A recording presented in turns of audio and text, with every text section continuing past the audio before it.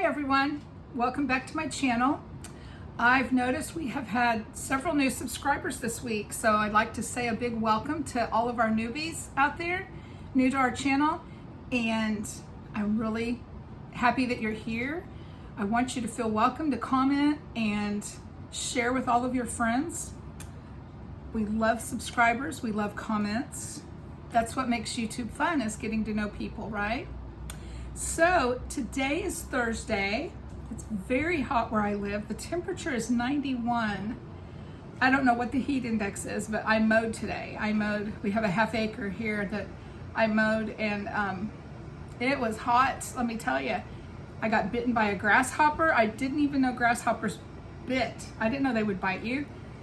And I got attacked by a wild rose bush. I have several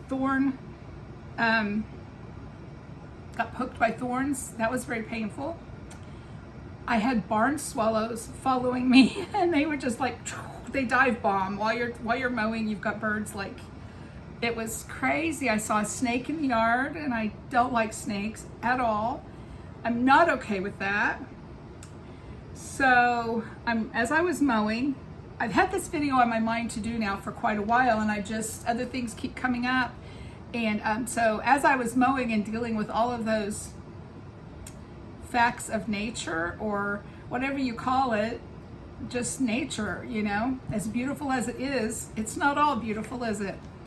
I thought this would be a great day to share one of my prepping categories, which is how to deal with pests when we are in a situation where we don't have air conditioning, we don't have, I don't know, what if the power goes out and you don't have a way to stay cool, and it's summertime and it's super hot, and so you're opening windows and flies get in through the screens. Maybe your garbage isn't able to be picked up for whatever reason. You don't have trash pickup, so you have trash, you know, accumulating, and that's going to draw flies, which is going to draw more flies, etc., etc. So, and I don't know where you live. We all live in different areas, different climates, different concerns. I know where I live in Southern Illinois, I know it's not near as hot here as it is in Oklahoma or California or Singapore, you know. But wherever it is that you live, what would you be dealing with if your power was out for a significant amount of time? What would you be dealing with if you couldn't have your trash picked up for a while, even a couple of weeks? Can you imagine the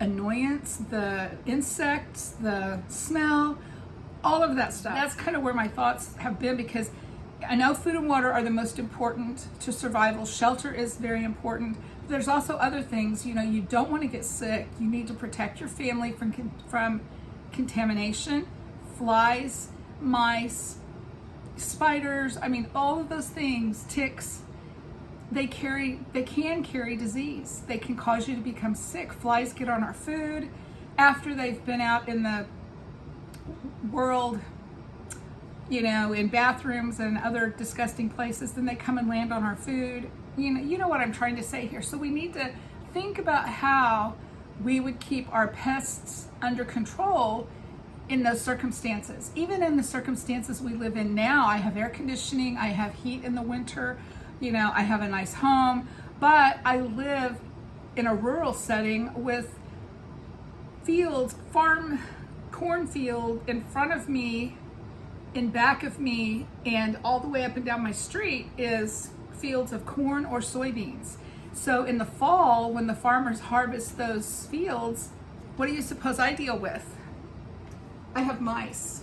Now, it's been a long time, years, since we've had a problem in our home with mice.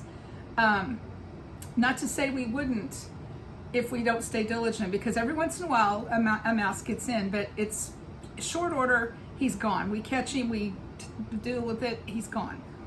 But our storage shed out back, I put these are Tomcat mouse bait. It's like a little package of pellets. You just tear it open and toss it, and it draws them. They come and they eat it, and then it like I think it's like it embalms them before they die so that they go out looking for water so that they don't die in your house and stink. That's the great thing about this stuff. I put 4 or 5 of these in our storage shed 2 or 3 times a year. Every time I go to sweep out and tidy up, the packets are empty. There's like no more bait, so I put more out there. Now in my house, I usually will put a packet behind my stove, behind my refrigerator, behind my couch, and that's all. And that way it's not available if a child would come to my house to visit. There would be no danger because a child isn't going to get behind my stove or behind my refrigerator. But in the spring and in the fall, we go under the house. We place 6 packets under the house, 6 packets up in the attic, and we have no problems. We basically have no mice. But to get to that point, there was one year that we just battled mice all winter. It was horrible. It was disgusting. It was awful. This has been about 30 years ago, okay? And Brent got his coveralls on and he went under the house with that foam that you spray the foam and it expands to fill up a space. And he filled up, I think he said 12, not holes, but places where he felt like mice could possibly get in. And when he did that, that was a game changer then. Ever since then, we haven't had any big problems. And then Amy has always had cats, you know, and that I think that also helped because her cats are outside. They like to, you know, roam around outside. But we don't have any cats right now. But we do keep our house pest free. 1 year, 2 years ago or 3 years ago, I had big black ants that got in. They were, I called the exterminator. He came, he said they were carpenter ants, and they came from one of the trees we have outside, attracted them, and they found a way in probably through the foundation. So we had the house treated for that, and that took care of that. So there's things we can do now to keep our home pest free. But I want us to think from a prepper mindset. You know, what if, you know, I can't afford to have an exterminator come? What if the power goes out and we have our windows open? What if our trash isn't picked up? And just think about the situations that could arise and how important that would be to keep flies, spiders, mice, all of those horrible things away from your home. Now, everyone has different ways of dealing with pests also. I know spiders, I think it's spiders have an aversion to spearmint or peppermint, I can't remember.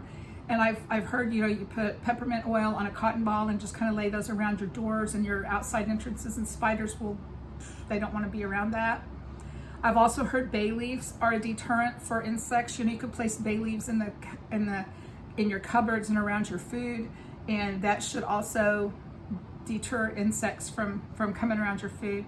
I don't know if those work. I haven't tried those myself. I am going to put bay leaves in my prepper pantry, like on the shelves and stuff around, and I will not use poison or like this stuff here, the raid, ant and roach. I will not use that around my food.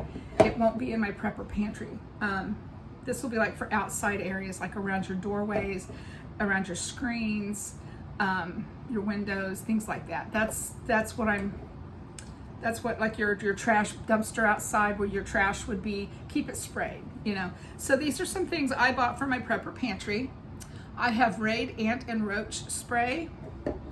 I have wasp and hornet spray. We do have wasps that bother us. So you spray this and it sprays from like far, like in the eaves of our home, like on the outside where the roof has a peak. We get a little hornet's nest in there every year. So we keep that sprayed. I thought for inside, I've never used these. The fly tape, the fly ribbon that you hang and it would catch, you know, catch flies. So those are some things, and extra fly swatters to kill those dudes. And then of course I have this pail of, I ordered this on Amazon just last week. I order one every summer to have. So that's what I wanted to think about today, is how to take care of the problem of pests should a SHTF situation arise, whatever that would be. Like I've already gone through some of the scenarios that it could be, but you need to think about where you live and what that would be like for you guys if you didn't have power, if you didn't have garbage pickup. You know, what kinds of pest control would you need to have in that situation, and then stock up on that to make sure you can get it when you need it. So, all right, that's all I had to say today. I just wanted to put a bug in your ear to prepare to be able to keep those nasty pests away in bad times. Thanks for watching. Bye-bye.